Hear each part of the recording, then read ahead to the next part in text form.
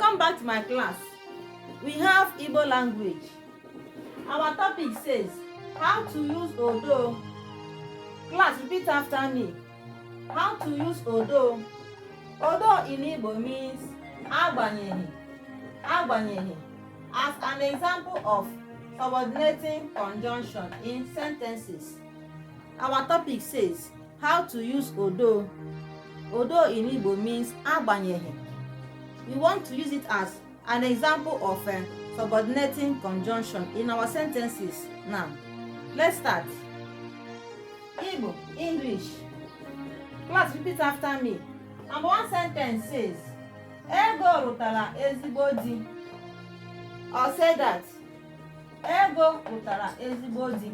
Agbanyeghi na ọ jọrọ njọ. Again, Ego rutara ezigbo di. Agbanyeghi na ọ jọrọ njọ. English says, Ego married a good husband, although she is ugly. Again, Ego married a good husband, although she is ugly. Have you seen it? Although here is our conjunction. Although in Igbo means Agbanyeghi. If you say Ego married a good husband, it is a full sentence. It is good. If you say she is ugly, it is understandable. She is ugly. It has meaning. But we are going to use odo to join the two sentences together to bring out what we have in our mind. Like, Ego married a good husband, although she is ugly. Have you seen it? The conjunction although joins the two sentences together to give us what we actually mean. Another example number 2 says, Ọ rụchara ọrụ ya n'oge. Or say that, Ọ rụchara ọrụ ya n'oge, agbanyeghi na mma ya adịghị nkọ. Again, Ọ rụchara ọrụ ya n'oge, agbanyeghi na mma ya adịghị nkọ. He finished up his work on time, although his machete was blunt. He finished up his work on time, although his machete was blunt. If you say, he finished up his work on time, it is a full sentence. It has meaning. His machete was blunt. Also, a full sentence. And also, it has meaning. We use although as our conjunction to join the two sentences together by, he finished up his work on time, although his machete was blunt. So, what we are trying to say is that conjunction helps us to bring two sentences together.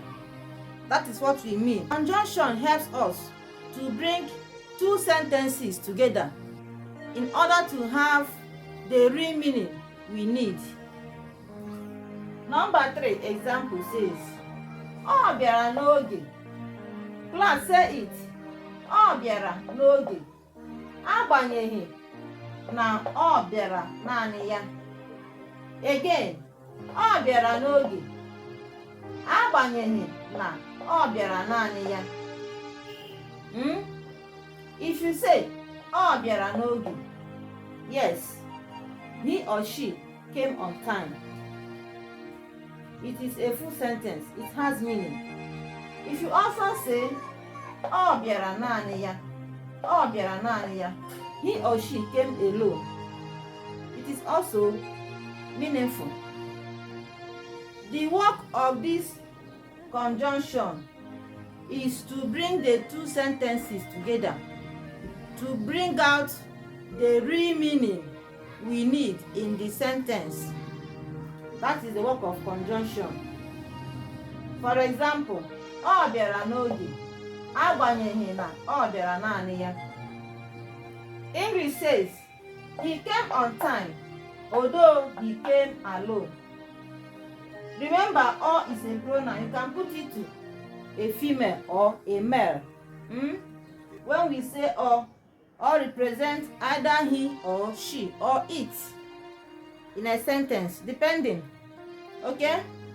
So, although in Igbo means Agbanyeghi, all these things that we have been teaching, you have to practice them.